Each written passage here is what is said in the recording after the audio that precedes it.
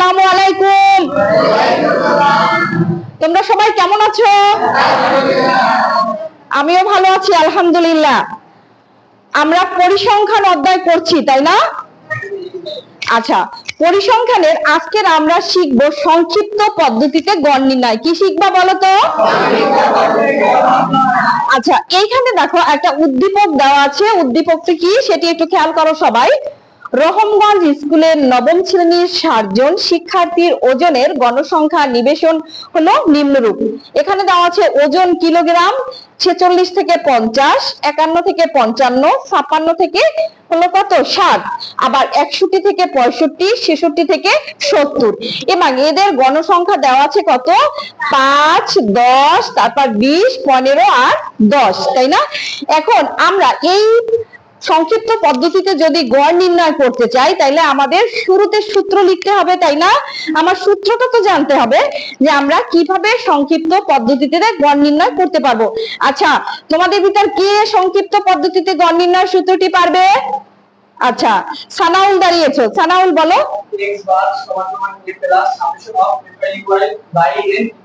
আচ্ছা, আমরা সানাউলের জন্য একটা হাততালি দিতে পারি, তাই না?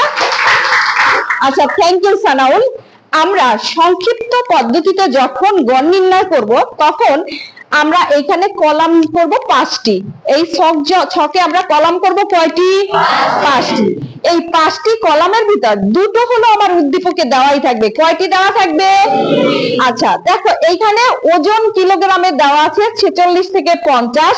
তাহলে আমরা প্রথম ঘর হলো শ্রেণী ব্যবধান। এইটা কি লিখবো? শ্রেণী ব্যবধান। তাহলে আমরা এইটা উঠিয়ে ফেলি, তোমরা আমার সাথে উঠাও। তাহলে প্রথমটা কত আমাকে বলো তো? 46 থেকে, পরেরটি কত? 51 থেকে 55, পরেরটি বলো। পরেরটি কত? 61 থেকে 65, তারপরেরটি 66 থেকে 70। এখন আমাদের এই যে গণসংখ্যা অলরেডি দেওয়া আছে, তাই না? উদ্দীপকে দেখতে পেয়েছো সবাই? আচ্ছা, তাহলে প্রথম গণসংখ্যা কত? 5। আচ্ছা, তারপরেরটা 10, তারপরেরটা 20, তারপর 15, তারপরে 10। মাশাআল্লাহ। এখন আমাদের এইটা হলো মধ্যমান। আমরা কি নির্ণয় করব? মধ্যমান। তোমরা এই মধ্যমান নির্ণয় করতে গেলে একটু খেয়াল করবে। এটা হলো আমরা দুই ভাবে করতে পারি। একটা হলো এইখানে 46 আর 50 কে যোগ করব। কত কে বলো তো? আচ্ছা, 46 আর 50 কে যোগ করে সেটাকে আমরা ভাগ দেব 2 দিয়ে। একটা করা যাবে এইভাবে, আরেকটা করা যাবে আমরা একটু অন্যভাবে। এটা একটু শর্টকাট, ইনশাআল্লাহ তোমরা এটাও শিখে নাও, যেটা তোমার ভালো লাগবে। আরেকটা হলো আমরা এই দুই ঘরের ব্যবধান খুঁজবো। 46 থেকে 50, এইখানে বলো তো ব্যবধান কত? 5 একটি কি সংখ্যা? জোড় না বিজোড়? যদি বিজোড় সংখ্যা হয় তাহলে আমরা এই যে সংখ্যাটা থাকবে যেমন 46, তারপর আমরা 3 ঘর যাব, তাইলে আমরা এখানের মধ্যমানটা খুঁজে পাবো। কেমন দেখো, 46 সাথে আমরা যদি যাই 3 ঘর, 46, 47, তারপর কত? 48। আচ্ছা, তাহলে এইটার মধ্যমান পেলা কত? 48। আচ্ছা, এইখান থেকে আমাকে বলো তো এই ঘরের মধ্যমান কত হবে? কে বলবে? আচ্ছা, দাঁড়াও সোহাগী, দাঁড়াও। হ্যাঁ সোহাগী, বলো কত হবে? 53, 51, 52, 53। থ্যাংক ইউ সোহাগী। আচ্ছা, পরের ঘরেরটা কে বলবে? 56 ঘরে কে বলবে? শান্তা। আচ্ছা, শান্তা বলো। 58, 56, 57, 58। খুব সহজেই কিন্তু আমরা বের করতে পেরেছি। তারপরের ঘর এবার একটু ছেলেদের থেকে কি হবে বলো? এই পাশ থেকে 61, হ্যাঁ ওই পাশে আরিয়ান, হ্যাঁ 63, 61, 62, 63। আমরা 3 ঘর গেলেই আমাদের মধ্যমান পাচ্ছি। এভাবে অনেক সহজ না? আচ্ছা, পরে দেখো 66 থেকে 70, কে বলবে? 66 থেকে 70 ওই পাশে খাদিজা। আচ্ছা, 68 না? আচ্ছা, থ্যাংক ইউ খাদিজা। আচ্ছা, তাইলে আমরা মধ্যমান নির্ণয় করতে পেরেছি। তাহলে মধ্যমানটা আমরা দুই ভাবে নির্ণয় করতে পারবো। এক হলো এই যে দুটো সংখ্যা থাকবে আমরা এটাকে যোগ করে 2 দিয়ে ভাগ করতে পারবো, অথবা যদি বেজোড় সংখ্যা থাকে তখন আমরা কি করব? 3 ঘর যাব, তাই না? আর জোড় সংখ্যা থাকলে অর্ধেক যাব আর হলো 0.5 নিব সাথে। ওকে, এটা আমাদের হয়ে গেছে। এখন ধরো এইখানে টোটাল ঘর আছে কয়টা বলো তো? 5টি।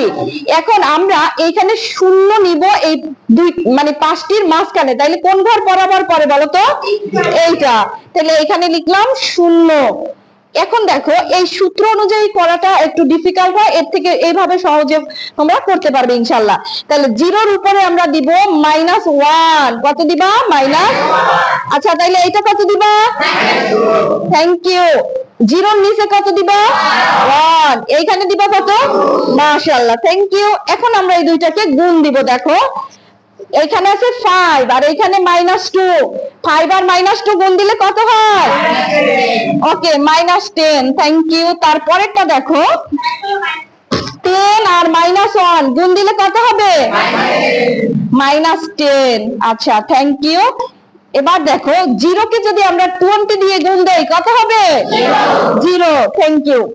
আচ্ছা তারপর দেখো 15 কে যদি 1 দিয়ে গুণ দেই কত হবে?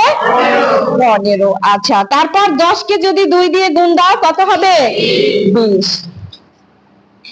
আচ্ছা এই ঘরে তার মানে এখন দেখো এখানে বিয়োগ চিহ্ন আছে 2টার, তাই না?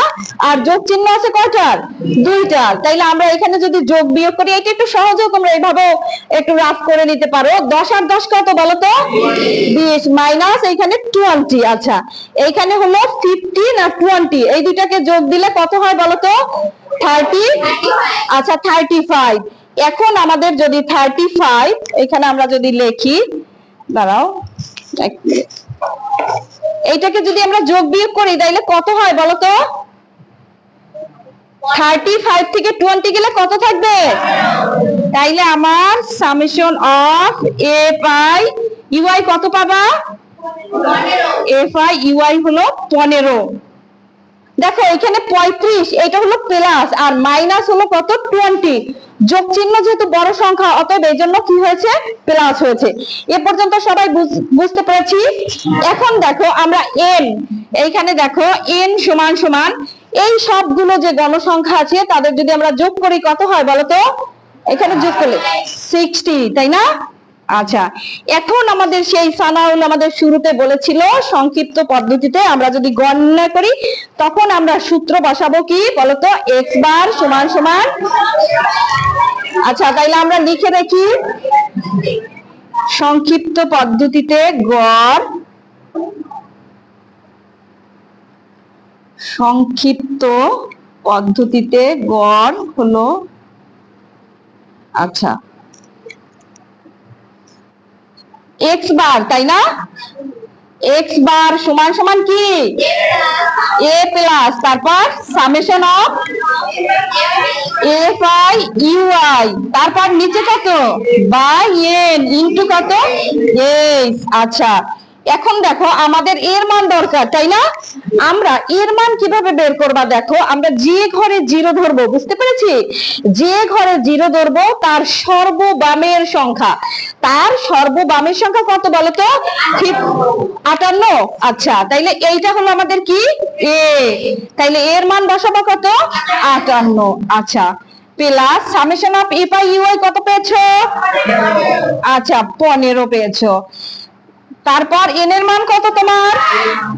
আচ্ছা 60। ওকে, তারপর এইচ এর মান কত? 5।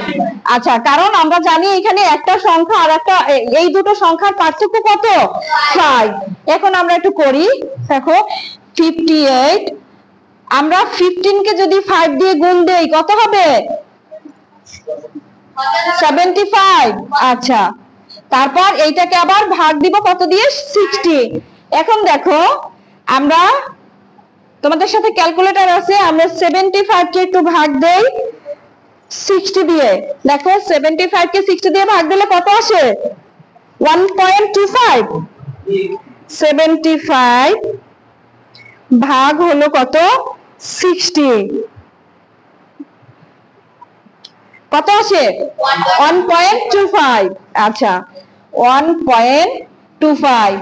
আচ্ছা এখন যদি আমরা এই 58 কে আবার যোগ দিব না, তাহলে কত আসবে বলো তো? 59.25। এইটাই হলো আমাদের কি? অ্যানসার। তাইলে অ্যানসার হলো কত পেলাম? 59.25। তাহলে তোমরা ইনশাআল্লাহ বুঝতে পেরেছো। আমরা সংক্ষিপ্ত পদ্ধতিতে যখন গড় নির্ণয় করব, শুরুতে আমরা 5টি কলাম করব, সেখানে আমাদের দুটো হলো আমাদের উদ্দীপকই দেওয়া থাকবে, যেমন শ্রেণী ব্যবধান আর গণসংখ্যা। আর এই মধ্যমানটা নির্ণয় করব কিভাবে, তোমাদের মনে আছে নিশ্চয়ই। সেটা কিভাবে মনে আছে?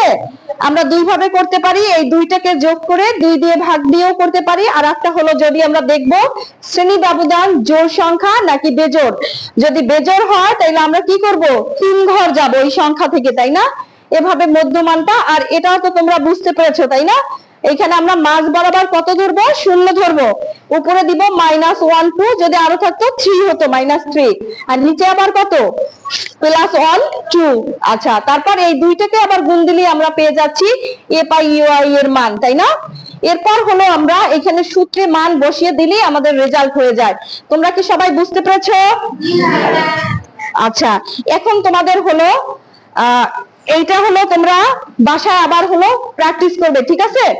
আচ্ছা, তাহলে ভালো থাকো সবাই। আসসালামু আলাইকুম ওয়া রাহমাতুল্লাহি ওয়া বারাকাতুহু।